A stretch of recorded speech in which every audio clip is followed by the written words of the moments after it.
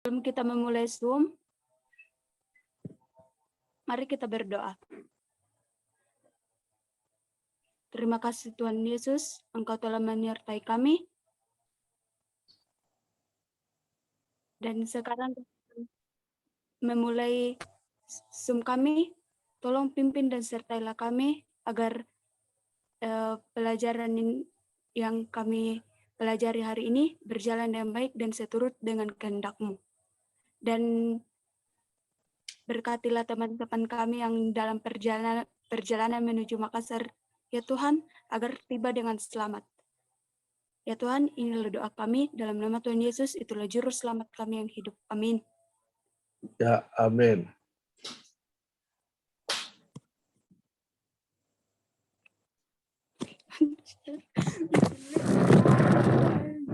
Oke.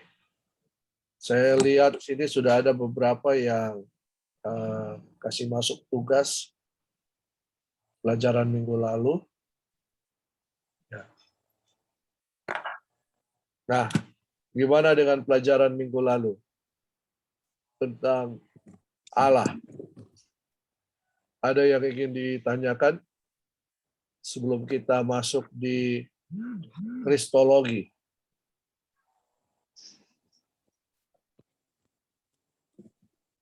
Apa jelas?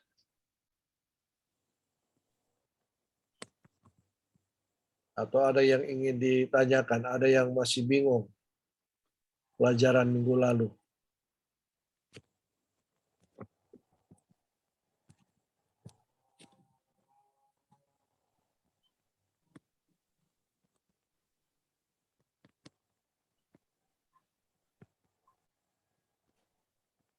Sudah jelas atau bingung?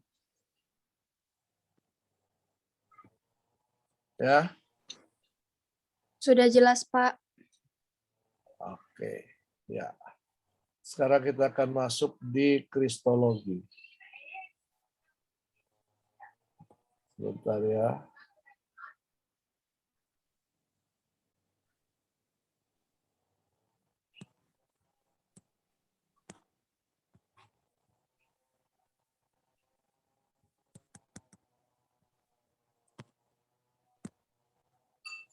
Ya, apa yang kalian ketahui tentang Kristologi?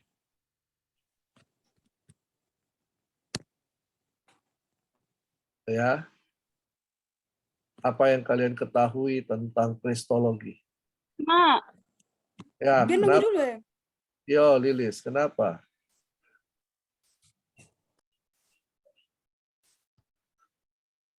Ya, apakah kalian pernah dengar tentang Kristologi? Tahu tentang Kristologi? Tahu, Pak. Ya. Kenapa Pandawa 5? Ya, Pak. Sudah pernah dengar? Belum, Pak. Belum. Yang lain? Belum pernah, Pak. Oke. Nah, Karena kita akan pelajari tentang Kristologi. Kristologi itu terdiri dari dua kata, Kristos dan Logos. Ya, Kristos dan Logos. Jadi kalau Kristos itu bicara Kristus, Logos itu bicara tentang ilmu atau pengetahuan. Jadi kita akan mempelajari tentang pengetahuan atau pemahaman tentang Kristus. Nah, tujuan pengajarannya adalah memahami pengajaran Alkitab yang benar tentang Kristus atau Kristologi. Yang kedua, memahami keilahian dan kemanusiaan Yesus secara khusus dalam makna inkarnasi. Kita akan belajar tentang ini.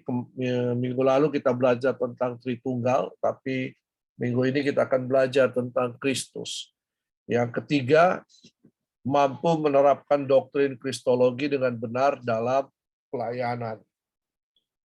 Oke, kita akan lihat satu-satu. Ya, silakan kalian buka juga materi yang sudah ada. Kristus adalah Yesus Kristus, adalah anak Allah yang tunggal. dilahirkan oleh perawan Maria yang dinaungi oleh Roh Kudus. Nah, bahwa Yesus telah disalibkan, dia mati, dikuburkan, dan dibangkitkan pada hari yang ketiga dari antara orang mati. Dan juga ia telah naik ke sorga dan duduk di sebelah kanan Allah Bapa sebagai Tuhan, Juru Selamat, dan pengantara kita. Jadi ada 3 bagian di sini. Kristus itu adalah anak Allah, ya, firman Allah yang hidup, ya. Lalu kemudian itu dari sorga turun ke bumi, lalu kemudian kehidupan Yesus selama di bumi, ia disalibkan, dia mati, dikuburkan, bangkit pada hari yang ketiga dari antara orang mati. Lalu kemudian periode Yesus naik ke sorga, duduk di sebelah kanan Allah Bapa sebagai Tuhan dan Juru Selamat atau pengantara kita. Dan kelak dia akan datang kembali untuk menjemput kita. Nah, di dalam materi ini akan dijelaskan hal-hal sebagai berikut. Tentang nama Yesus Kristus, lalu keilahian Yesus, kemanusiaan Yesus, konsep kemesiasan Yesus, ya, jabatan Yesus, karya-karya Yesus.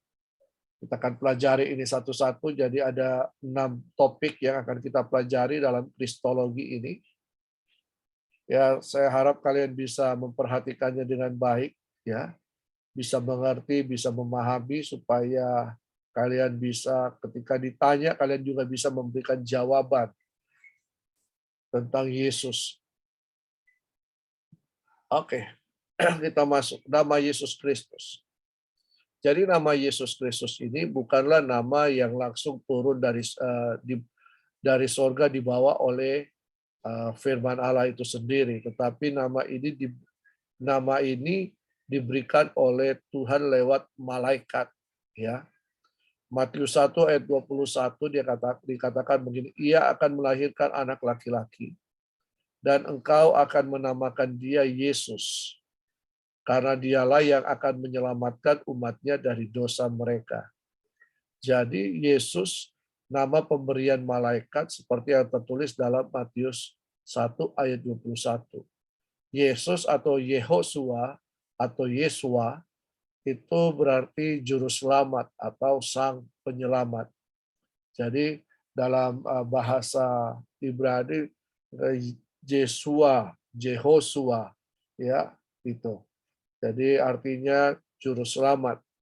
Nah, Yesus juru selamat, artinya juru selamat. Nah, ini nanti diberikan pada, kapan nama ini diberikan? Setelah Yesus lahir 8 hari kemudian baru nama ini diberikan kepada bayi itu, ya. Bayi yang dilahirkan oleh Maria. Bayi ini adalah firman Allah yang menjadi manusia. Ya, nanti sebentar kita akan pelajari lebih lanjut tentang itu. Jadi nama Yesus ini nama manusia daripada Sang Firman, ya. Nama manusia dari Sang Firman, firman Allah, Logos. Ya, yang jaringan jelek tidak apa-apa, ikut saja, lalu keluar masuk. Nanti saya akan record, ya, dan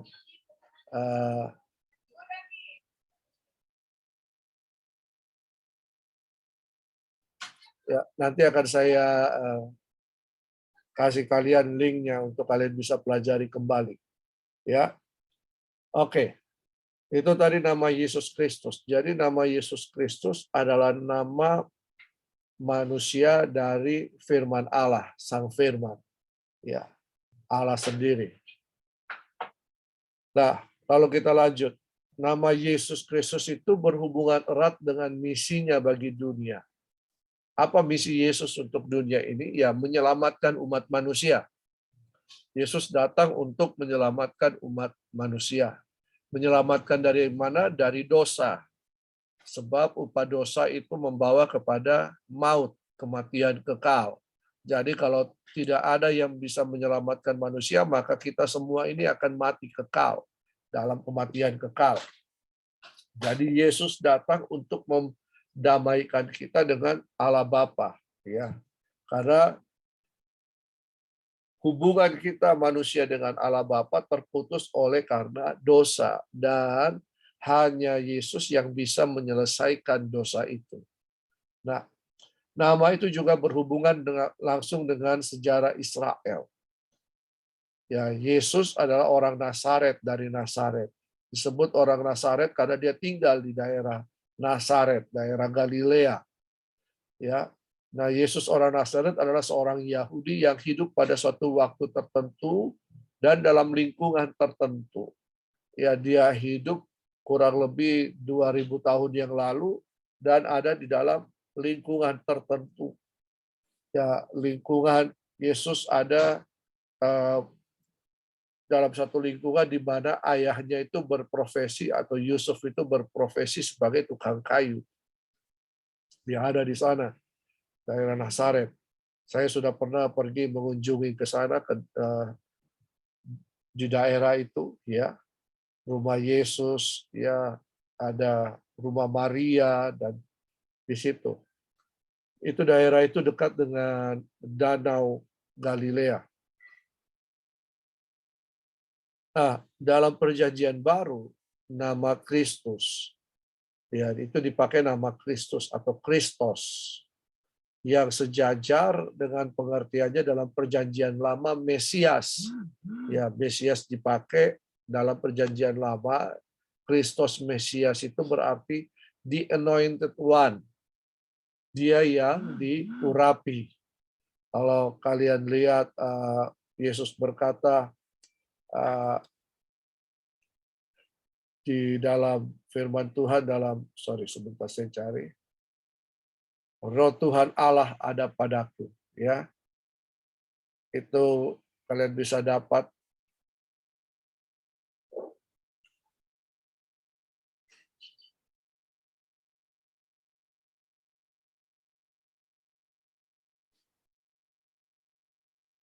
dalam Yesaya pasal 61. Yesaya 61 dikatakan di situ, Roh Tuhan Allah ada padaku, karena Tuhan telah mengurapi aku. Tetapi juga ada di dalam Perjanjian Baru. Dalam Perjanjian Baru,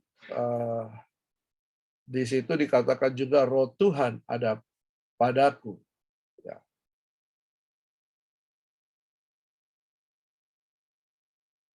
Dalam Lukas 4 ayat 18 dikatakan di situ, Roh Tuhan ada padaku, oleh sebab Ia telah mengurapi aku. Nah, dua pasal ini itu merujuk kepada satu pribadi, yaitu pribadi Yesus Kristus. Kristus itu berarti the anointed one, dia yang diurapi. Nah, sebutan lain adalah Mesias, yang dihubungkan dengan janji Allah akan hadirnya seorang penolong dan pembebas bagi umatnya. Jadi Kristus dan Mesias ini merupakan sebutan yang dipakai untuk Yesus Kristus. Yesus Kristus, dialah Mesias. Ya, Yesus Kristus, Mesias yang hidup. Ya. Mesias. Nah, bagi orang Israel itu mereka mengagungkan Mesias karena Mesiaslah yang akan datang untuk membebaskan mereka. Jadi Mesias itu yang akan menolong mereka, membebaskan mereka dari mana? Dari perbudakan bangsa Romawi. Jadi mereka menanti-nantikan Mesias, tetapi mereka ya tidak mengakui Yesus sebagai Mesias. Ya, nanti itu akan ada pelajaran yang lain lagi. Nah, kata pembebas di sini tidak diartikan secara jasmani, tetapi Yesus membebaskan umatnya dari apa? Dari belenggu dosa, dari kuasa jahat, kuasa iblis. Ya, nah, pembebasan di sini bukan berarti kita dibebaskan, kita terbelenggu, diikat oleh rantai, oleh tirai, terali besi, lalu kemudian Yesus datang membebaskan kita secara jasmani atau membebaskan dari perbudakan. Tidak seperti itu. tapi memberikan pembebasan kita dari belenggu dosa. Nah, orang Israel mengharapkan Yesus itu datang untuk membebaskan mereka dari perbudakan atau tawanan dari bangsa Roma. Tapi Yesus tidak seperti itu. Ya, mereka orang Yahudi ini mengharapkan Yesus itu mendirikan suatu kerajaan yang baru, lalu kemudian melawan bangsa Roma. Ini Romawi ini tidak seperti itu, tetapi Yesus datang untuk membebaskan kita dari belenggu dosa. Nah, ketika mereka tahu bahwa Yesus tidak mendirikan kerajaan untuk melawan bangsa Romawi, nah, mereka menjadi kecewa di situ. Ya. Oke, kita lanjut ke poin berikutnya. Keilahian Yesus. Nah, Yesus adalah Sang Firman yang berinkarnasi jadi manusia, diam di dalam kemanusiaan atau dalam Yesus. Nah, jadi Yesus itu dikatakan memang sungguh-sungguh manusia, sungguh-sungguh Allah.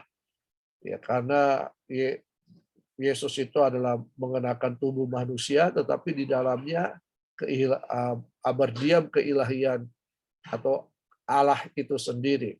Nah, bukti-bukti keilahian Yesus antara lain. Yang pertama, dia mempunyai gelar anak Allah. Ya, jadi gelar anak Allah ini dicatat banyak oleh penulis Alkitab.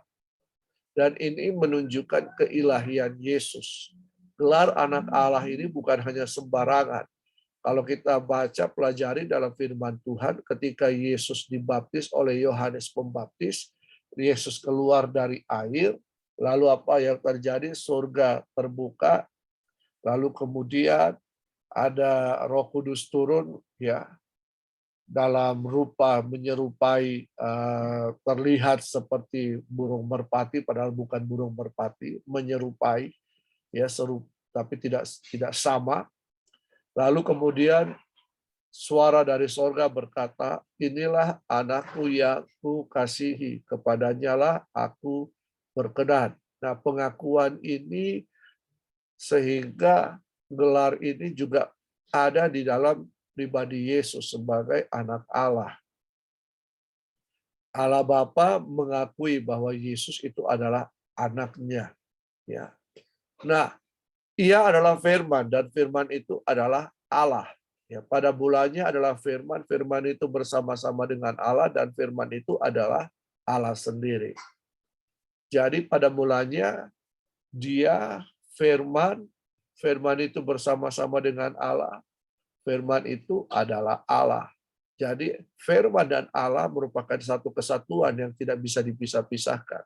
Karena firman itu dalam bahasa Yunani dikatakan logos. Logos itu ide, kreatif, pikiran Tuhan. Nah, pikiran Allah ini kemudian keluar dari Allah, lalu kemudian masuk dalam rahim Maria, lalu kemudian dalam rahim Maria berproses selama 9 bulan 10 tahun, lalu keluar menjadi bayi dan pada usia 8 hari baru dinamakan Yesus. Nah, itu prosesnya. Nah, yang lain dikatakan bahwa bukti keilahian Yesus adalah ia mampu mengampuni dosa. Adakah di antara kita di sini mampu untuk mengampuni dosa orang? Ya. Kita bisa memaafkan, tapi terkadang untuk melupakan kesalahan orang tidak bisa. Ya, kita masih teringat-ingat, ya, Ananta, ya. Ya, seringkali kita memaafkan orang, oh iya saya maafkan kok, tapi tunggu, kalau kau buat lagi. Apakah kita manusia bisa mengampuni dosa?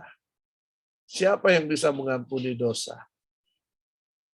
Ya, hanya Tuhan yang mampu mengampuni dosa manusia. Karena itu agama-agama itu berusaha agar supaya hidup mereka bisa suci, bisa kudus. dosa-dosa mereka bisa diampuni, sehingga mereka bisa memasuki alam kekekalan, nirvana, surga, seperti itu. Ya, jadi mereka berusaha, tetapi yang hanya mampu mengampuni dosa adalah Allah sendiri. Ya, dan Allah itu adalah Yesus. Ya, kenapa Yesus bisa mengampuni dosa? Karena Yesus tidak mengenakan tubuh kemanusiaan seperti kita, manusia yang berdosa. Tubuhnya kudus. Nah, hanya orang yang kudus yang tidak berdosa yang bisa menanggung segala dosa-dosa isi dunia ini. Sehingga Yesus harus disalib. Kenapa harus disalib? Karena dia harus menggenapi nubuatan-nubuatan firman Tuhan. Ya, orang yang disalib adalah orang yang terkutuk, orang yang mempunyai masalah yang besar. Tetapi Yesus disalib hanya untuk menanggung dosa-dosa umat manusia. Nah, selain itu, bukti keilahian Yesus, setan pun mengakui Yesus adalah Allah. Ya, setan pun mengakui Yesus adalah Allah. Ya, jadi ketika pernah dengar cerita babi-babi kerasukan setan lalu terjun gara-gara ada orang gila yang disembuhkan oleh Yesus, orang yang kerasukan setan, ya mereka mengakui, setan-setan itu mengakui Yesus adalah Allah. Ya, lalu apa yang membuktikan keilahian Yesus? Ia mati, Yesus mati disalib, tetapi dia tidak mati untuk selama-lamanya. Dia bangkit pada hari yang ketiga. Nah, apa yang membedakan kematian dan kebangkitan Yesus dengan kebangkitan manusia? Kita banyak mendengar cerita-cerita ada orang yang mati yang bangkit kembali, kan? Pernah dengar kisah-kisah orang-orang yang mati dan bangkit kembali? Pernah dengar? Ya. Sri Indah pernah dengar? Gresa pernah dengar? Pak. Ya. Aprikal pernah dengar? Ada orang yang mati bangkit lagi? Pernah, Pak. Pernah? Nah, Pernah, Pak. Pernah, Pak. tapi apa yang membedakan? Ya, oke. Apa yang membedakan dengan kematian dan kebangkitan Yesus?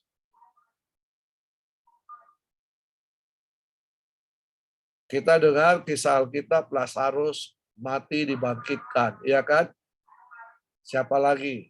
Mungkin ada tetangga kita yang mati bangkit lagi, hidup lagi.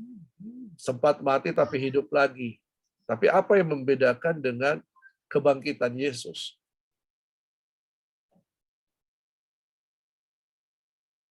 Apa yang membedakan mereka dengan kebangkitan Yesus?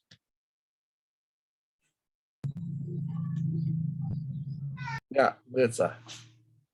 Jangan ragu-ragu, jangan takut salah. Ayo. Apa yang membedakan?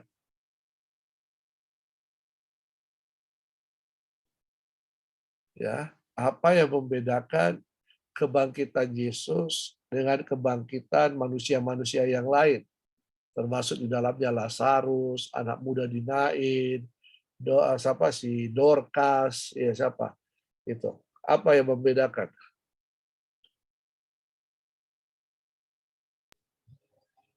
Yesus bangkit untuk menyelamatkan manusia, Pak. Dari dosa-dosa. Ya, Yesus bangkit untuk menyelamatkan manusia baik. Tetapi apa yang membedakan dengan kebangkitan-kebangkitan mereka yang lain? Ya. Apa hal ini saja sudah bisa membuktikan bahwa Yesus itu adalah Allah. Tahu apa buktinya? Apa bedanya?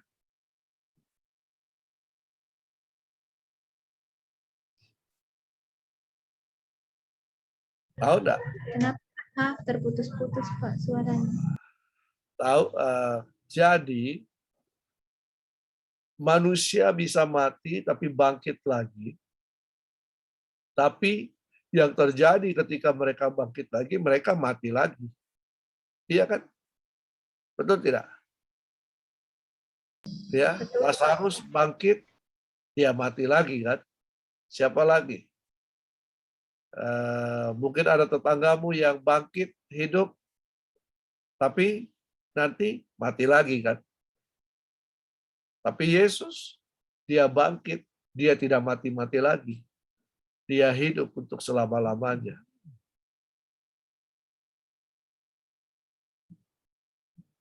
Amin. Ya, Yesus itu mati disalib, lalu kemudian dia bangkit pada hari yang ketiga. Setelah itu tidak ada lagi kisahnya dia mati lagi. Tetapi pada hari yang ke-40 Yesus naik ke sorga. Ya kan? Nah, jadi dia tidak mati lagi. Jadi hal itu yang membuktikan bahwa Yesus benar-benar adalah Allah. Salah satu konsep yang perlu kita pahami dalam konteks keilahian Yesus adalah sebutan anak Allah. Nah, sebutan anak Allah ini banyak ya kemudian diserang oleh agama-agama lain. Agama lain ya yang berkata, kok masa Allah beranak? Kalau Allah beranak, siapa bidannya? Iya kan? Atau siapa istrinya Allah? Kalau Allah punya anak. Ternyata yang mereka pikirkan ya hanya seperti pemikiran manusia. Kalau misalnya saya sebut anak kunci, apakah kunci ini punya bapak, punya ibu? Anak kunci. Tahu tuh anak kunci? Tahu? Ya, Pak. Nah, apakah punya bapak, punya ibu?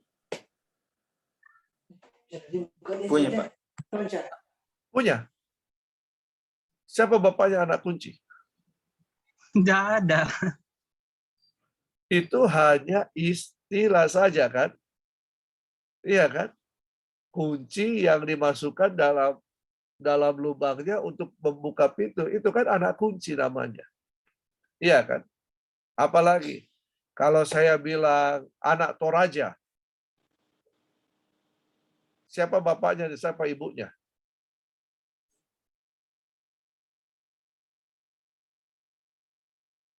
Tidak ada kan? Istilah anak Toraja adalah kita yang lahir di Toraja, kemudian pergi keluar dari Toraja untuk merantau, maka disebut apa? Anak Toraja. Toraja. Iya kan? Ya, Nah, Pak. bagaimana dengan anak Allah? Ya. Bagaimana dengan anak Allah?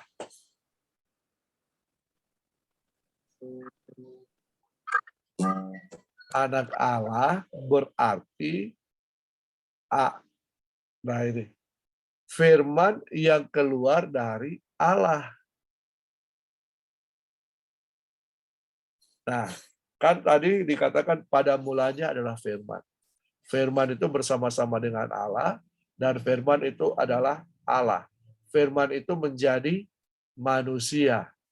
Firman berinkarnasi menjadi manusia, mengenakan daging di dalam Yesus.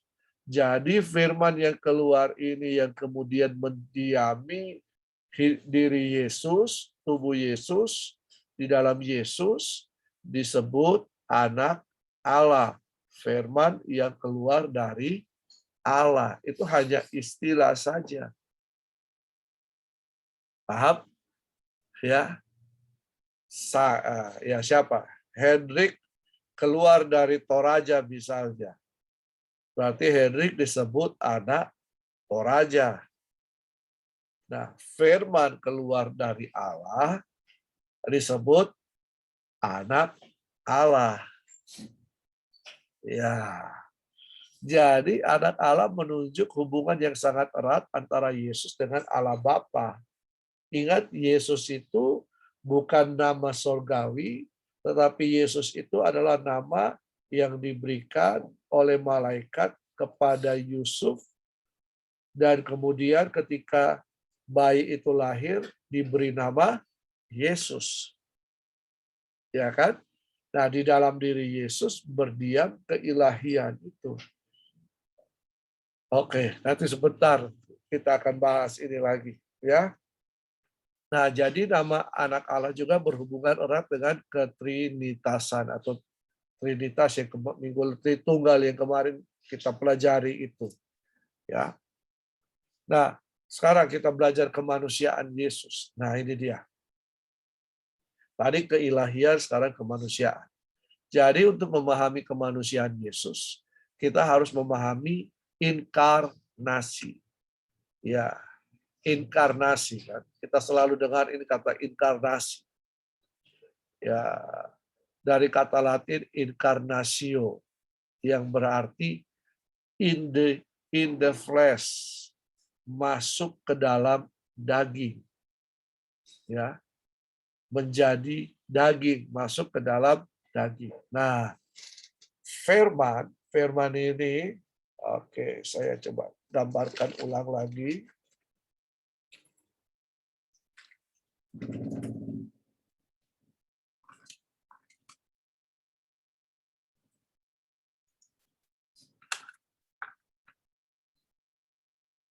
Coba saya ulang lagi ya, gambar lagi ulang prosesnya.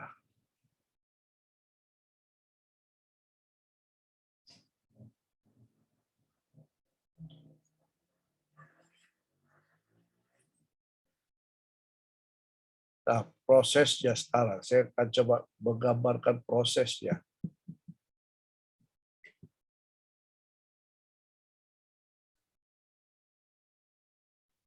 Oke.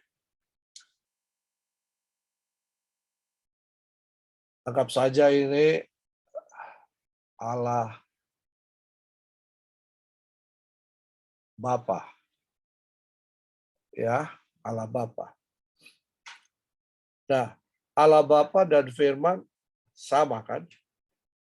Pada mulanya adalah Firman, Firman itu bersama-sama dengan Allah, dan Firman itu adalah Allah. Yohanes 1 ayat 14, dan Firman itu menjadi manusia. Nah, Firman ini keluar dari Bapa, lalu kemudian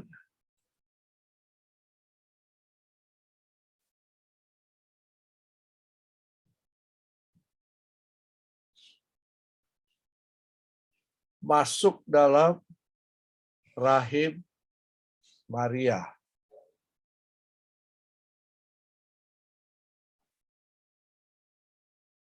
Dan kemudian 9 bulan 10 hari jadi lahir seorang anak bayi.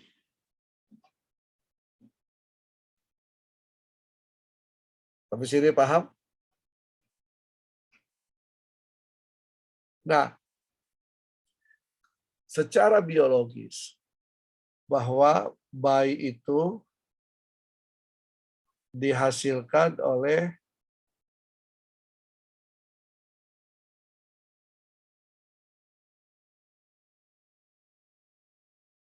hubungan antara pria dan wanita. Betul loh? Iya kan? Jadi hubungan pria dan wanita akan mengakibatkan wanita itu hamil 9 bulan. Ya, ada pertemuan sel sperma dan sel telur. Ya, ada pertemuan sel sperma dan sel telur, terjadi pembuahan. Mana ini? Terjadi pembuahan. Oke. Lalu kemudian setelah 9 bulan 10 hari lahir seorang bayi. Tetapi proses Yesus tidak karena ada pertemuan sel sperma dan sel telur. Proses kelahiran Yesus adalah firman inkarnasi. Inkarnasi jadi daging.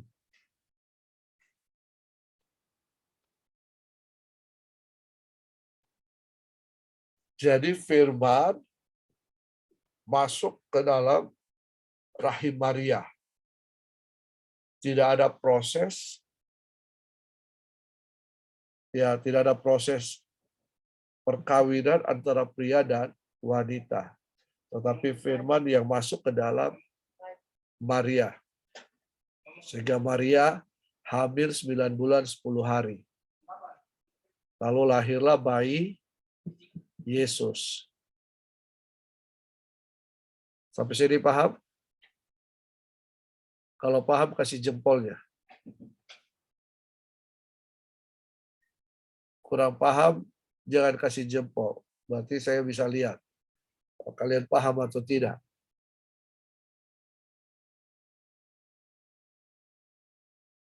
Nah, di mana yang kalian kurang paham?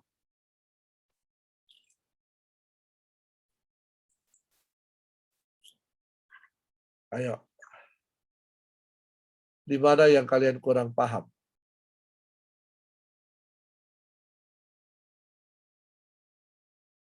Ya. Nah, firman itu keluar dari Allah. Ingat minggu lalu segitiga itu ya, Bapa, Anak, Roh Kudus. Ini sama satu dalam pribadi Allah. Ya kan? Nah, sekarang firman atau anak Allah ini, firman ini masuk ke dalam rahim Maria. Nah, coba kita lihat ya. Kalian Matius. Coba saya baca Matius 1.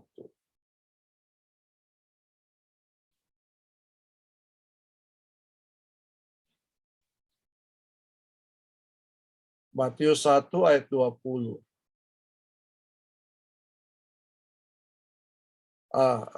Ayat 18 mulai. Matius 1 ayat 18. Kelahiran Yesus Kristus adalah seperti berikut. Pada waktu Maria ibunya bertunangan dengan Yusuf, ternyata ia mengandung dari Roh Kudus. Siapa mengandung dari Roh Kudus, Yusuf atau Maria? Ya, Maria. Maria. Kalau Yusuf berarti mujizat.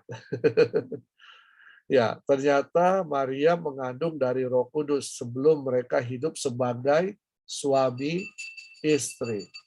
Tidak ada pembuahan. Tidak ada pertemuan sel sperma dan sel telur. Nah, ayat 19, karena Yusuf suaminya seorang yang tulus hati dan tidak mau mencemarkan nama istrinya di muka umum, ia bermaksud menceraikannya diam-diam.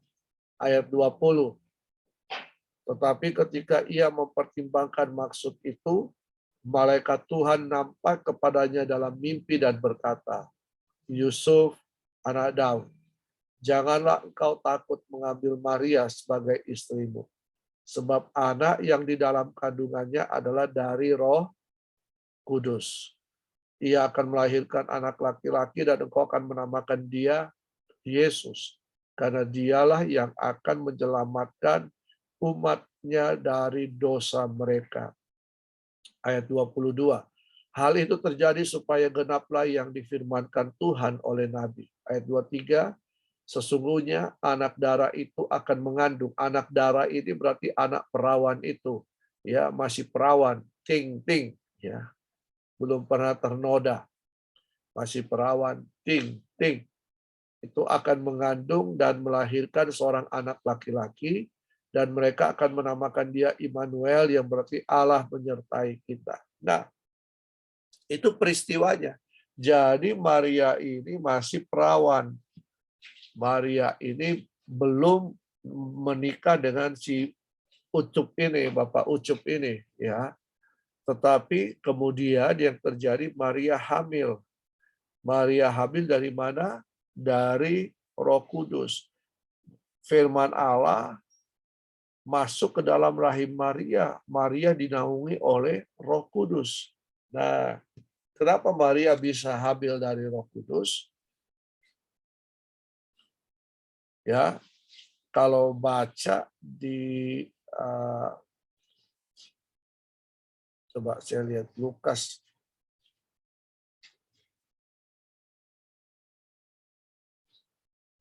Lukas pasal 1. Lukas pasal 1 ayat 27-28. Lukas 1 ayat 27-28. Kepada seorang perawan yang bertunangan dengan seorang bernama Yusuf dari keluarga Daud. Nama perawan itu Maria. 28. Ketika malaikat itu masuk ke rumah Maria, ia berkata, "Salam, hai engkau yang dikaruniai Tuhan menyertai engkau."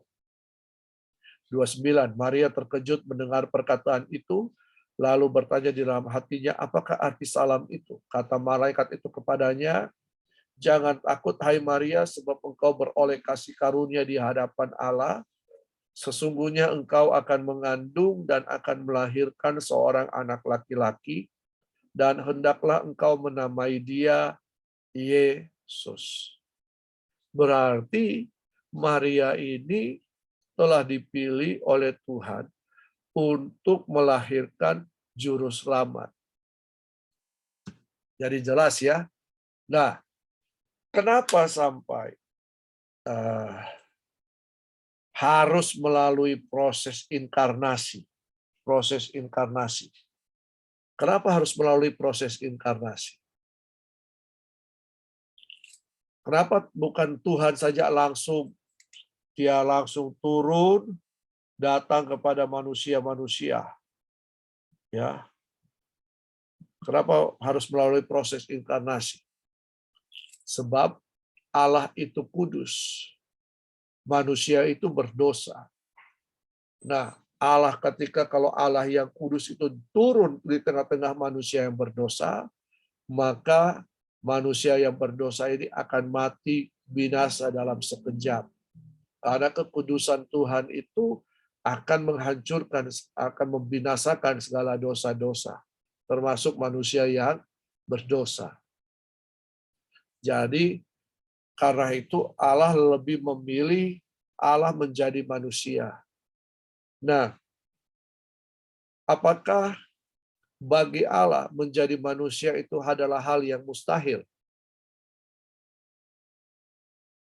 Mustahil tidak? Allah jadi manusia.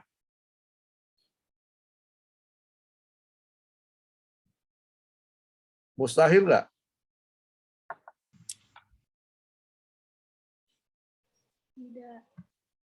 Tidak mustahil ya. Karena Allah menciptakan manusia mustahil kan?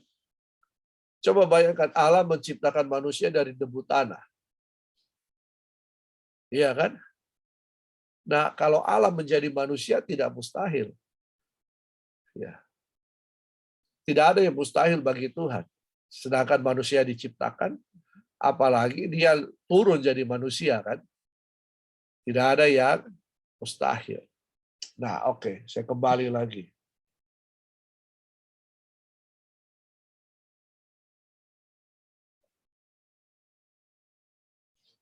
Kita kembali lagi ke PowerPoint kita.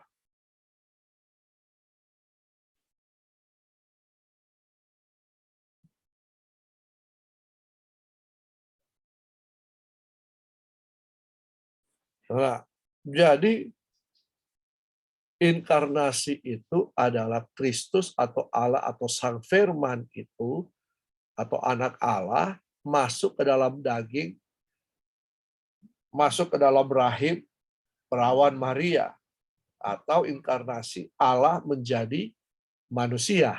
Ya, inkarnasi itu Allah menjadi manusia. Prosesnya adalah lewat rahim perawan Maria. Di situ. Kenapa harus mau proses seperti manusia ini? Ya supaya tadi bahwa Allah itu bisa diam di tengah-tengah manusia. Nonton film Ant-Man, manusia semut,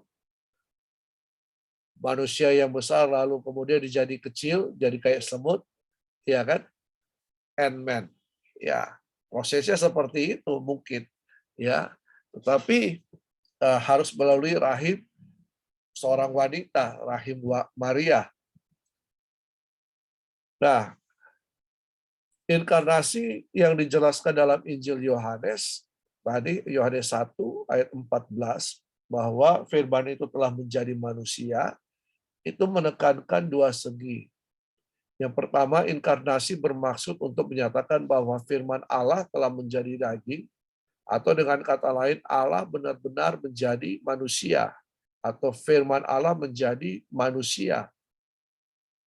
Lalu inkarnasi juga menunjukkan bahwa ia telah mengosongkan dirinya dan mengambil rupa seorang hamba. Ya, merendahkan diri. Jadi Allah yang besar, dia mengosongkan dirinya dan menjadi hamba. Nah, itu penekanan kata inkarnasi. Nah, makna inkarnasi. Inkarnasi itu adalah inisiatif Allah. Allah menjadi manusia itu inisiatif Allah. Supaya manusia itu tidak mati dalam kekekalan. Nah, inkarnasi menunjukkan belas kasihan Allah kepada manusia. Kasih Allah kepada manusia. Inkarnasi juga adalah cara Allah berkomunikasi dengan manusia. Kenapa? Ya, supaya manusia tahu bahwa Allah itu memperhatikan kehidupan mereka. Ya, dia hidup di tengah-tengah manusia, dia merasakan kehidupan manusia. Nah, kita bersyukur punya Allah seperti itu. Karena kalau Allah kita hanya di awan-awan saja, di atas langit yang tinggi, kita tidak tahu apa yang dilakukan oleh Dia. Tetapi karena Allah kita berinkarnasi jadi manusia, sehingga kita bisa meneladani kehidupannya selama ada di muka bumi ini. Ya, inkarnasi itu menunjukkan gambaran Allah yang sempurna dalam diri Yesus Kristus. Karena itu, Yesus itu disebut sungguh-sungguh manusia. Dia bisa lapar, dia juga menderita, tetapi dia juga sungguh-sungguh Allah, karena di dalam dirinya berdiam Sang Firman atau Anak Allah itu. Ya, jadi Yesus itu disebut sungguh-sungguh Allah, sungguh-sungguh manusia. Nah, inkarnasi mengarah kepada korban pendamaian, sebab kalau Yesus tidak mengorbankan diri sebagai anak domba pendamaian, maka kita tidak berhak untuk hidup di dalam kekekalan. Inkarnasi mengarah kepada konsep imam besar sebagai perantara Allah dan manusia. Imam itu berfungsi untuk menjadi perantara. Jadi kalau orang Israel dulu-dulu ingin dosanya dihapuskan, mereka membawa binatang kepada imam, lalu mereka tumpang tangan di binatang itu, taruh di kepalanya, lalu binatang itu dipotong, lalu kemudian dibersihkan dan dikorbankan, dibakar. Nah, itu tugas imam. Jadi imam merupakan perantara Allah dan manusia. Yesus menjadi perantara kita, menjadi imam besar agung, kata Ibrani. Nah, bukti kemanusiaan Yesus. Dia dilahirkan oleh perawan Maria dan dinaungi oleh Roh Kudus. Yesus juga menyebat sebutan anak manusia, yang berarti ia lahir dari manusia, dia keluar dari manusia. Anak Allah itu keluar dari Allah, ya. Ia memiliki keadaan yang sama persis dengan manusia, lapar, haus, marah, ya, itu. Oke. Nah, struktur tubuhnya sama dengan manusia. Ada darah, ada daging, ada gigi, ya, sama. Ia memiliki silsilah, Matius 1 ayat 1 dan seterusnya. Jadi Yesus itu memiliki silsilah kehidupan. Sebagai manusia, kodratnya pun terlihat. Ia mati dan dikuburkan. Tetapi sebagai manusia, ia berbeda dengan manusia lain. Ia tidak berdosa. Yesus tidak berdosa. Ya. Apakah Yesus bisa berdosa? Ia menolak untuk berdosa. Iya. Oke. Bukti ketidakberdosaan Yesus. Oh. Kenapa dia itu? Tunggu sebentar ya.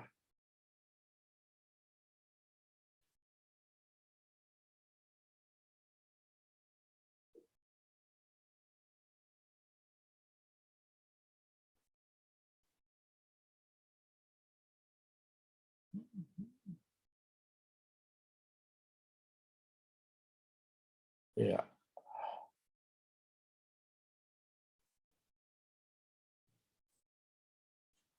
Nah, bukti ketidakberdosaan Yesus.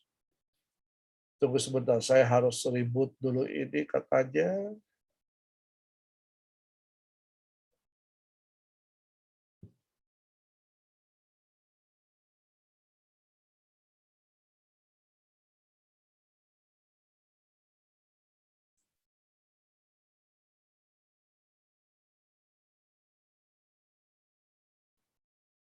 Ya, bukti ketidakberdosaan Yesus karena pertama Yesus itu tidak pernah membuat pengakuan dosa.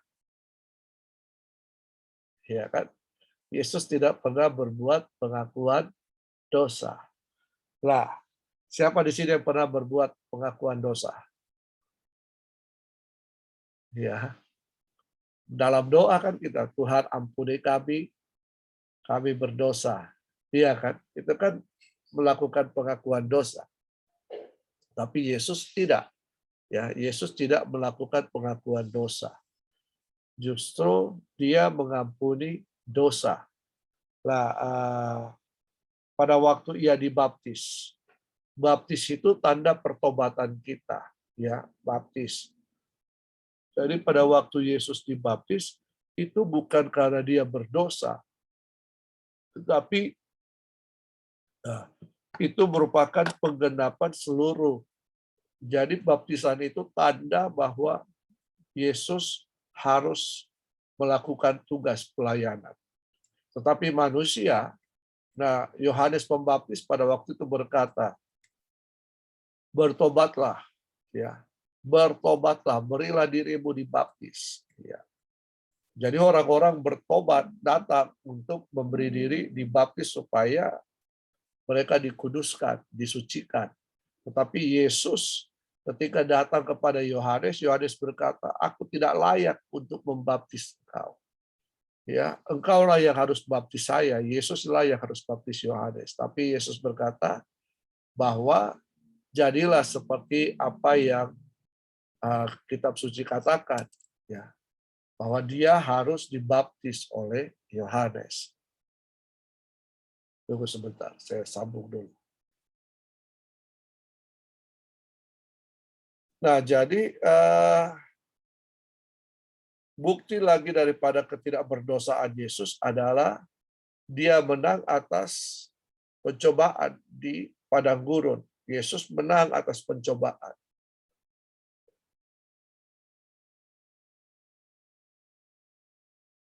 Jadi Yesus menang atas pencobaan. Itu bukti yang lain bahwa dia tidak berdosa. Lalu dia sendiri yang mengakui, akulah terang dunia. Ya, dia mengakui bahwa ia dan Bapa satu. Ya, lalu kemudian dia juga mengakui bahwa dia tidak berdosa, tidak ada dosa di dalam kehidupannya. Jadi Yesus itu tidak berdosa, tubuh dosa. Bahkan kitab-kitab yang lain pun mengakui bahwa agama lain pun mengakui bahwa Yesus itu tidak berdosa, tubuhnya tidak berdosa. Yohanes menyebutkan bahwa dia tidak ada dosanya. Nah, jadi orang-orang pun bukan hanya diri Yesus, tapi orang pun mengakui bahwa Yesus itu tidak berdosa. Ya, Kalau ada di antara kita, adakah pernah teman kita mengakui bahwa kita tidak berdosa?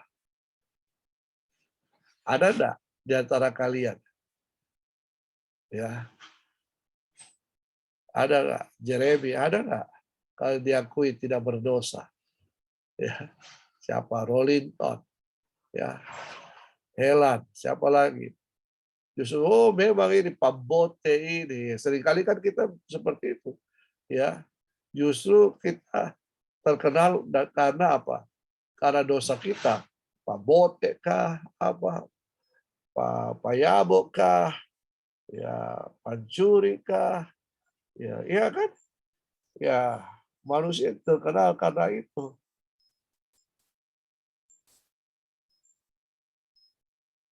Nah, jadi Yesus tidak berdosa.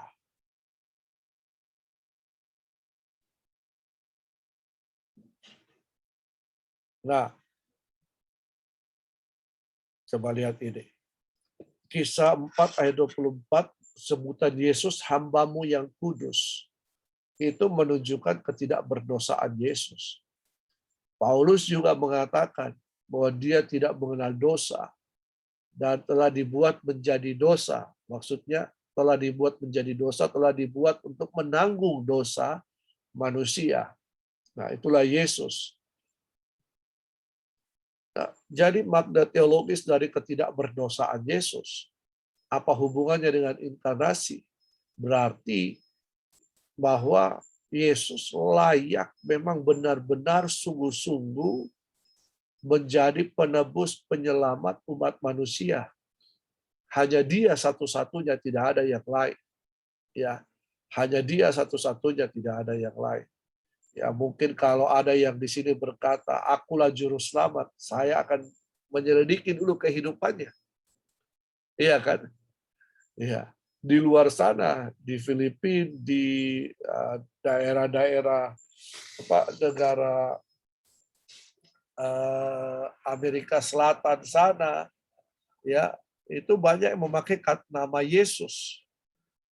Ya, Yesus siapa? Yesus siapa? Ada petinju juga namanya Yesus siapa begitu. Ya, nah tapi coba selidiki kehidupannya. Pernahkah dia tidak melakukan dosa? Ya. Nah, jadi makna teologis dari ketidakberdosaan Yesus bahwa Yesus satu-satunya juru selamat. Ya, dia satu-satunya yang layak, satu-satunya. Yang kedua, Yesus itu menunjukkan ketaatannya kepada misi Bapa. Apa misi Bapa? Agar supaya seluruh umat manusia diselamatkan. Yang ketiga, Yesus menunjukkan bahwa ia adalah Allah. Ya, yang keempat, kemanusiaan dan keilahian Yesus adalah satu kesatuan yang utuh. Di dalam kemanusiaan Yesus berdiam keilahian Yesus di situ. Nah, konsep kemesiasan Yesus, Sang Juru Selamat, penolong pembebas. Dalam perjanjian lama, pada kitab Nabi-Nabi disebutkan tentang kemesiasan yang datang menawarkan masa depan yang cerah. Kalau di Indonesia itu dikenal dengan nama Imam Mahdi. Ya, siapa raja siapa yang akan datang membebaskan Indonesia dari keterpurukan. Ya, nah Yesus juga disebut Mesias. Ya, selama masa perjanjian lama, perjanjian baru, istilah kemesiasan lebih menonjol kepada orang yang diurapi. Ya, Yesus, tanda-tanda kemesiasan, nubuatan-nubuatan kemesiasan itu merujuk kepada diri Yesus. Tetapi orang Yahudi tidak mengakuinya. Padahal Yesus sudah menyatakan bahwa bahkan Petrus menyatakan bahwa engkaulah anak Allah yang hidup, engkaulah Mesias itu. Coba kita lihat di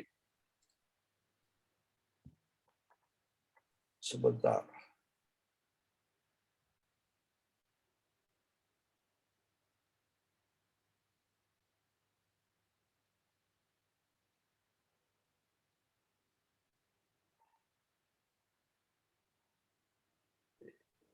Sebentar saya cari dulu ya. Ada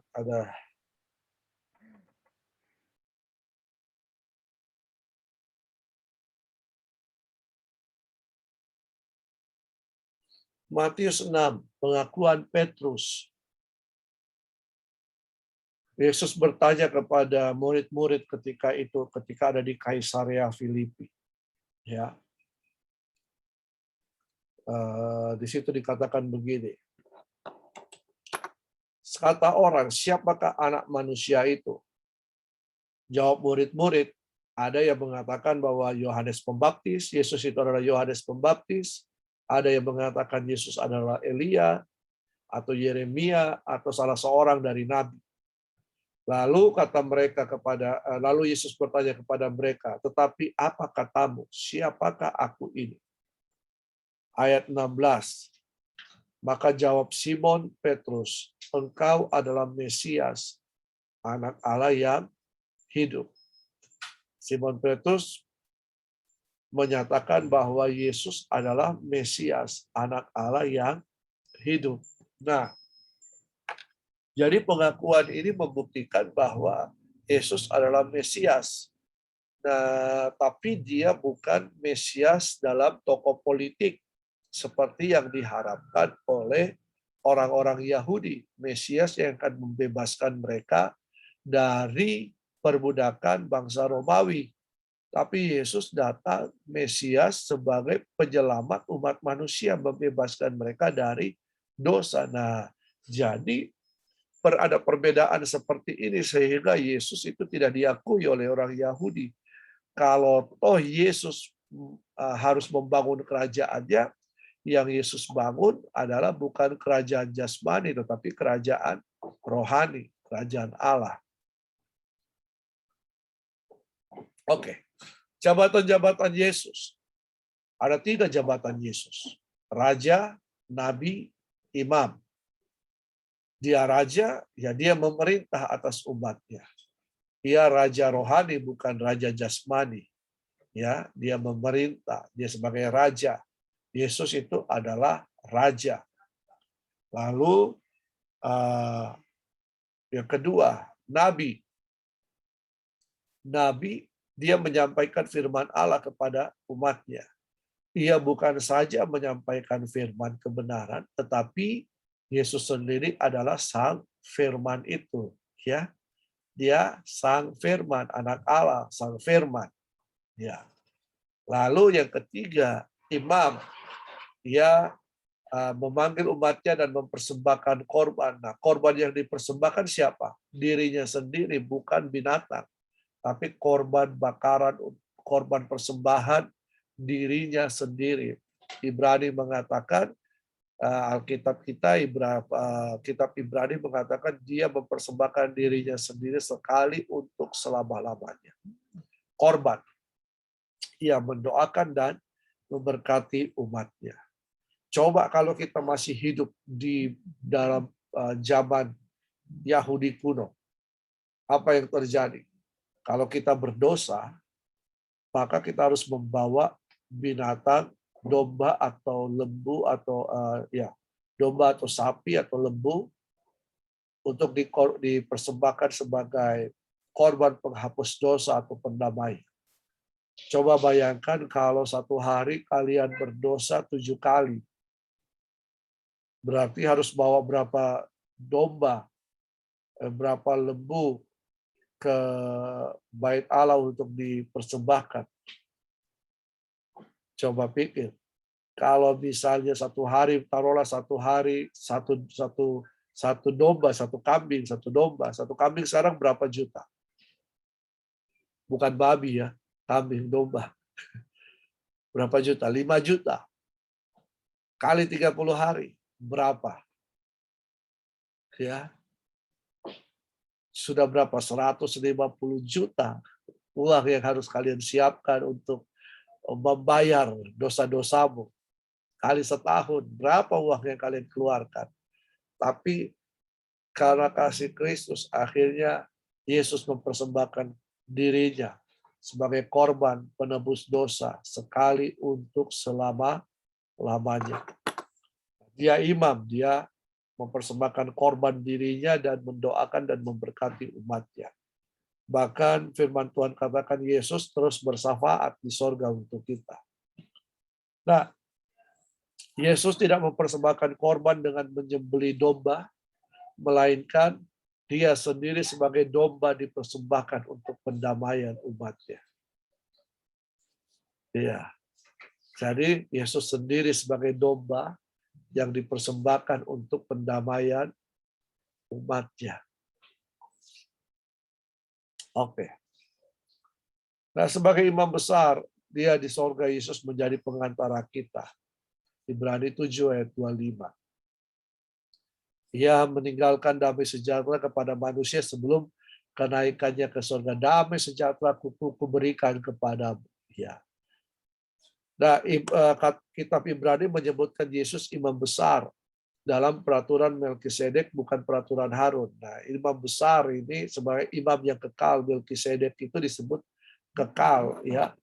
Jadi dia imam yang kekal. Yesus itu imam yang kekal. Karya-karya Yesus. Karya Yesus melalui kematiannya. Ia mati untuk menebus dosa-dosa kita. Lalu ia bangkit untuk memberikan kita kehidupan. Lalu ia naik ke surga untuk mempersiapkan tempat bagi kita. Jadi sekali lagi, karya Yesus itu ada 3. Melalui kematiannya, ia mengampuni, menebus dosa-dosa kita. Melalui kebangkitannya, ia memberikan kita kehidupan kekal. Melalui kenaikannya ke surga, ia memberikan kita, menyediakan tempat bagi kita di sana, ya, di sorga. Nah, kematian Yesus, ya mati di salib karena dosa manusia harus ditebus. Dosa harus ditebus. Bagaimana dosa bisa ditebus? Lewat kematiannya. Kenapa demikian? Karena ketika manusia jatuh dalam dosa, Kejadian pasal 3, Tuhan itu memotong binatang, lalu mengambil kulitnya dan membungkus ketelanjangan manusia, Adam dan Hawa. Nah, itu merupakan gambaran bahwa hanya karena korban darah, maka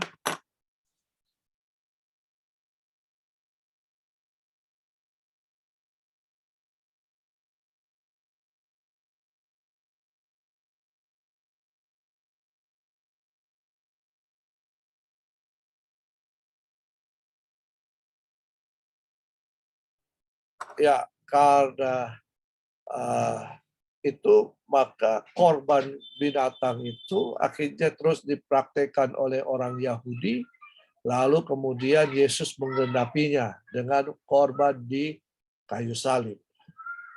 Nah, jadi arti teologis kematian Yesus, kematiannya bukan kekalahan, tetapi justru suatu kemenangan. Kemenangan bahwa Yesus telah menang atas dosa. Kematian Yesus Kristus sebagai penggenapan nubuat dalam perjanjian lama. Nah, kematian Yesus juga berarti kerelaannya menanggung dosa umat manusia. Kematian Yesus membawa penebusan bagi umat manusia. Itu arti teologis dari kematian Yesus. Kematiannya sebagai bukti ketaatannya kepada misi Allah. Allah ingin menyelamatkan manusia lewat siapa? Karena begitu besar kasih Allah akan dunia ini, sehingga dikaruniakan anaknya yang tunggal, supaya barang siapa yang percaya kepadanya tidak binasa, melainkan beroleh hidup yang kekal. Kematiannya membawa keselamatan bagi setiap orang yang percaya kepadanya. Bagi setiap orang yang percaya kepada Yesus Kristus, akan membawa keselamatan dan kehidupan kekal. Kebangkitan Yesus. Jadi kematian Yesus di kayu salib bukanlah akhir daripada apa yang telah dikerjakannya. Alkitab menjelaskan bahwa Yesus bangkit pada hari yang ketiga, seperti yang dikatakan olehnya kepada para murid. Ia berkata pada hari yang ketiga aku akan bangkit. Ayub mengatakan pada akhirnya penebusku akan bangkit dan hidup. Nah, jadi kematian dan kebangkitan Yesus merupakan kejadian nyata dari sejarah. Sejarah mencatat, bahkan ahli-ahli sejarah yang di luar orang-orang percaya, orang Kristen, orang-orang Romawi itu mencatat bahwa tentang ada seorang yang disalib, lalu pada hari yang ketiga dia bangkit. Yang Taksius dan lain-lain itu, Yosepus itu, mereka bukan ahli-ahli sejarah yang mencatat kisah-kisah ini. Nah, sejarah itu dibuktikan dengan apa? Kubur kosong. Ini, kubur kosong. Lalu ia menampakkan diri kepada para murid-muridnya selama 40 hari. Nah, kebangkitan Yesus mendemonstrasikan kuasa Allah bagi keselamatan kita. Ingat bahwa dia bukan hanya sekedar bangkit, ya, dia mati, tapi dia kemudian dia bangkit dan hidup untuk selama-lamanya. Kematian dan kebangkitan Yesus membawa pengampunan dosa bagi seluruh isi dunia ini. Kematian dan kebangkitan Yesus itu mendatangkan kekalahan bagi kuasa iblis. Nah, kematian dan kebangkitan Yesus memberikan pengharapan bagi umat percaya bahwa Allah kita adalah Allah yang hidup, bukan Allah yang mati. Nah, kebangkitan juga berbicara memberikan kehidupan yang baru bagi setiap orang yang percaya. Ya, mati bersama Yesus, hidup bersama Yesus, bangkit bersama Yesus. Membuktikan bahwa ia Allah yang hidup dan menang atas kuasa maut. Makanya 1 Korintus 15 berkata, "Hai maut, di manakah sengatmu?" Ya, karena maut itu, kematian itu merupakan momok bagi orang percaya. Semua orang takut mati. Ya, tetapi Yesus sudah membuktikan bahwa dia Tuhan atas kematian, dia telah menang atas kuasa maut. Jadi jangan takut mati kalian. Ya, ada di sini yang ingin mati? Mati jangan bunuh diri. Kalau mau mati jangan bunuh diri, dan bunuh diri masuk neraka. Ya. Tapi kalau mati, mati untuk Kristus, mengerjakan pekerjaan Kristus. Ya, kalau toh kalian harus menyaksikan tentang Yesus dan kalian mati karena Yesus, ya mati masuk surga. Tapi kalau mati bunuh diri, mati karena kecewa, bunuh diri, jengkel karena kekasihnya kalian tinggalkan kalian, pacarnya kalian tinggalkan kalian, lalu kalian mau bunuh diri, ya itu salahnya kalian sendiri. Ya, dosa tanggung sendiri. Ya. Nah, membuktikan bahwa ucapannya benar dan digenapi, kebangkitan Kristus, bahwa pada hari yang ketiga dia bangkit, ya, dan memposisikan dirinya sebagai pembela kita. Nah, itu arti teologis dari kebangkitan Kristus. Bagaimana dengan kenaikan Yesus? Nah, jadi makna kenaikan Yesus bahwa peristiwa kenaikannya ke surga bukan berarti Yesus tidak lagi nyata di bumi. Secara rohani masih tetap ada saat ini. Ada di mana? Ketika kita percaya Yesus Kristus Tuhan, sebagai Tuhan dan Juru Selamat pribadi kita proklamirkan, Tuhan, aku percaya kepadamu, aku terima Engkau sebagai Tuhan dan Juru Selamat pribadi. Nah, Yesus ada di mana? Ada di dalam hati kita, ada dalam hidup kita. Ya, secara rohani. Tetapi juga Yesus ada di sorga, tapi secara rohani ada di hidup kita. Ingat, dia omnipresent, maha hadir. Nah, kenaikannya berhubungan dengan pencurahan Roh Kudus. Yesus berkata, kalaupun aku pergi kembali kepada Bapa, aku akan mengirimkan penolong yang lain. Siapa penolong itu? Roh Kudus. Nanti minggu depan kita akan belajar tentang Roh Kudus. Yesus naik ke sorga menjadi pendoa syafaat dan pengantara bagi kita orang percaya. Nah, jadi Yesus naik ke sorga itu untuk menggenapi kedatangannya yang kedua kali. Bahwa Yesus akan datang kembali ke kedua kali untuk apa? Untuk menjemput kita, para kudus-kudusnya, orang-orang kudus, orang yang percaya kepadanya. Nah, Yesus sebagai pembela kita. Kenaikannya merupakan bagian dari pemuliaannya. Ya, orang melihat orang Ketika Yesus naik ke surga, ada 500 orang yang melihat kenaikannya, ya, di Bukit Zaitun. Dan Yesus akan datang lagi kembali ke Bukit Zaitun. Nah, penutup. Nah, pemahaman tentang Kristologi akan membawa kita pada konsep yang benar dan alkitabiah tentang Kristus. Jadi baik dalam hal kemanusiaannya dan juga keilahiannya. Nah, jadi Kristologi meyakinkan kita pada Yesus Kristus adalah Tuhan dan Juru Selamat bagi kita. Oke.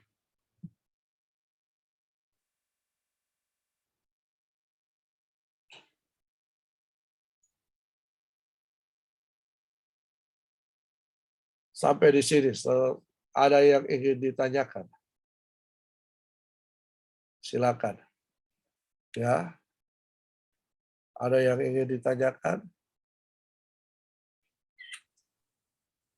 Saya Pak. Ya, silakan.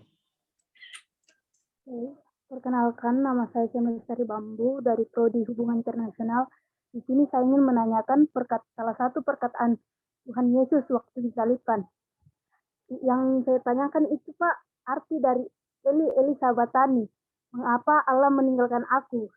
Dan itu artinya Yesus menanggung dosa kita. Jadi Yesus mengalami keterpisaan dari Allah Bapa. Apa artinya Yesus pada saat itu sudah menjadi manusia sepenuhnya, tidak ada Allah Bapa dalam dirinya. Itu yang saya tanyakan, Pak. Oke. Tadi ingat bahwa ya ini pembahasan teologis yang nanti akan sangat mendalam. Ya, apakah Allah, kan tadi dikatakan bahwa Yesus itu sungguh-sungguh manusia, sungguh-sungguh Allah. Ya, jadi dalam diri Yesus itu ada kemanusiaan dan juga ada keilahian.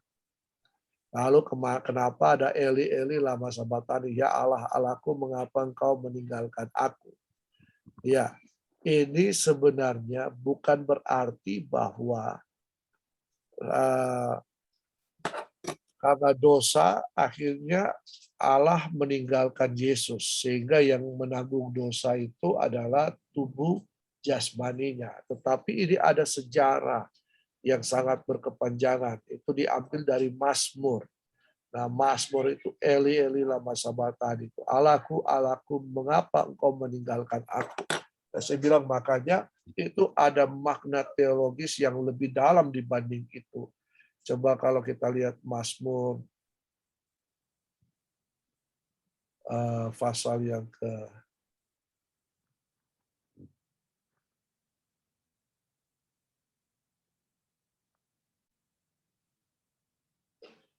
sebentar ya 27 atau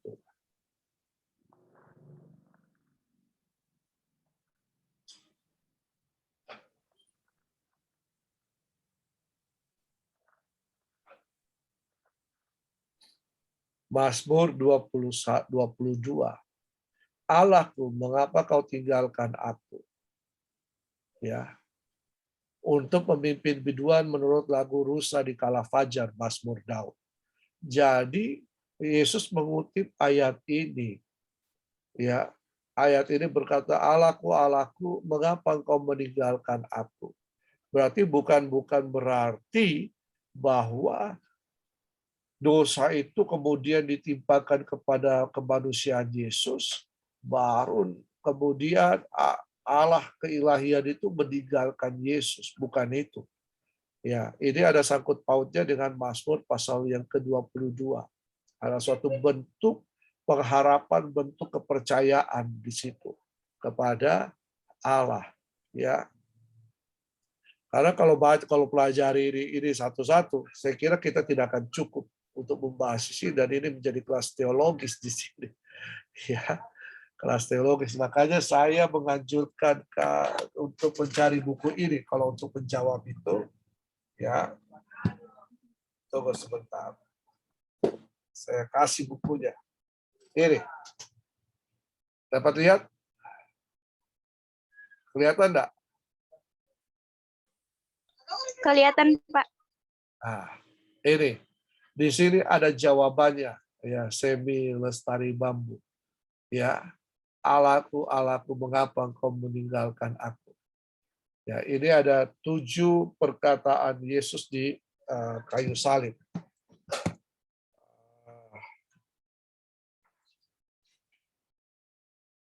Sebentar.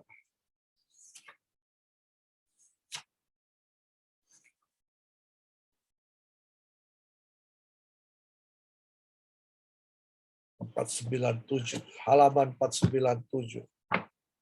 Kalau mau cari ini bisa pesan di Tokopedia atau apa.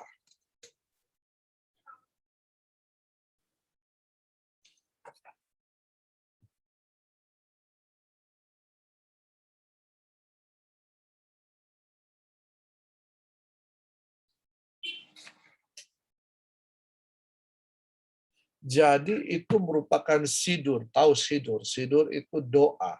Ya, doa semacam liturgi doa atau doa bacaan yang ada kata Allahku, Allahku, mengapa engkau meninggalkan aku itu merujuk kepada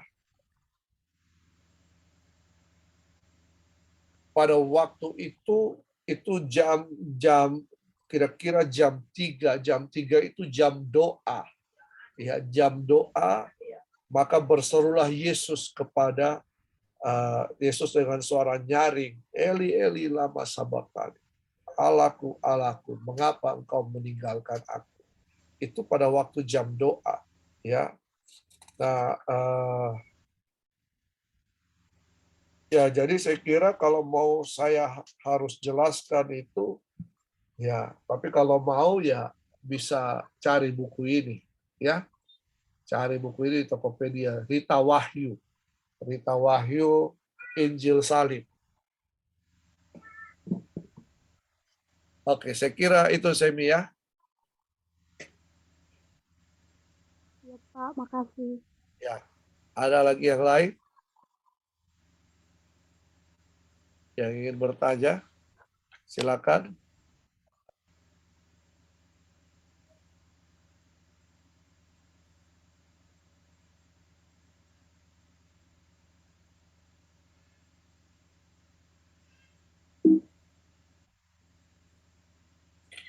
Silakan kalau ada yang bertanya.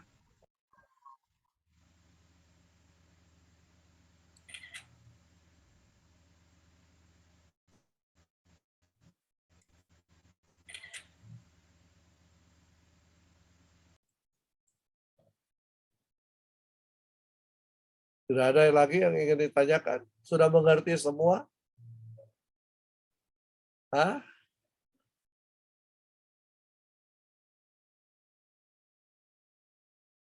Sudah mengerti? Oke. Kalau tidak ada, kita akan akhiri. Nanti minggu depan kita akan ketemu lagi. Ya. Belum ada info dari kampus kapan onsite? Ananta? Tanggal 8, Pak. Tanggal? Tanggal 8. 8 November. Mulai onsite ya, berarti minggu depan ya. Iya, Pak. Oke, kita akan onsite minggu depan. Ya. Tanggal 9, 16, 23, 30. Oke. Kita akan onsite minggu depan. Silakan. Ada siapa yang pimpin doa? Doakan ini, ada beberapa yang sakit, ya. Christine Buari sakit. Siapa lagi? Angelia Febrianti juga sakit. Jadi siapa yang pimpin doa?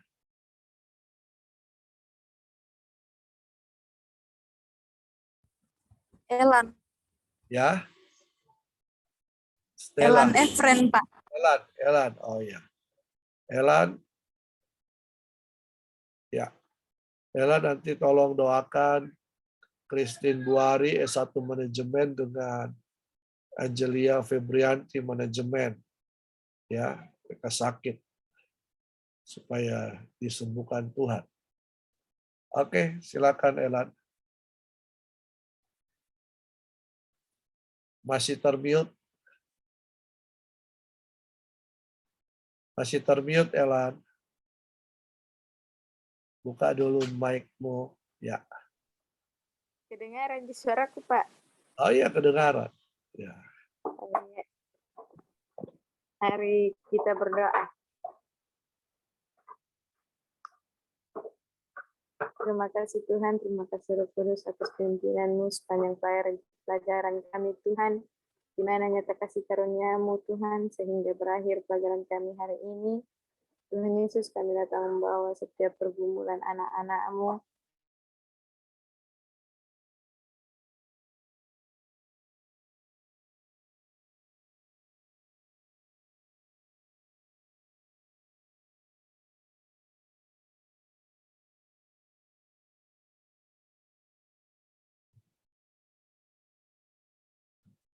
Elan, tidak ada suaramu. Iya, Pak. Sudah selesai? Sudah amin? Iya. Lalu Oh, iya. jaringanku. Oke. Amin untuk doanya. Amin. Ya. Oke. Ya. Yelvina sudah absen ya.